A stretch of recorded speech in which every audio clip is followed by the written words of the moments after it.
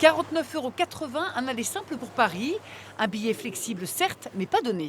Oui, normalement, ça devrait être moins cher. On est bien d'accord.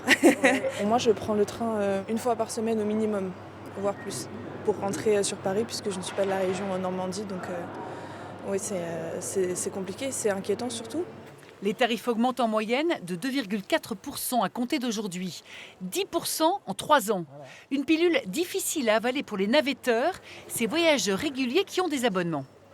On pourrait l'accepter si tout allait bien.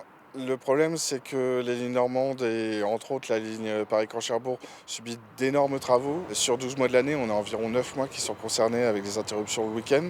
Une hausse, si tout allait bien, si l'offre de transport était à 100%, pourquoi pas. Aujourd'hui, ce n'est pas le cas. De nouvelles rames sont annoncées. La région investit cette année 374 millions d'euros dans le ferroviaire. Les syndicats aimeraient que l'offre et les services soient aussi favorisés. En Occitanie, ils proposent des journées où le transport est gratuit. Il y a d'autres régions il y a des régions où ils sont volontaires dans le ferroviaire et où ils font des tarifs attrayants. Puis il y a des régions où ils ne cherchent pas à faire des appels d'offres et aller dans le privé. Ils restent avec la SNCF, ils cherchent plutôt à améliorer le service. Et je pense que c'est ça qu'on doit faire aujourd'hui.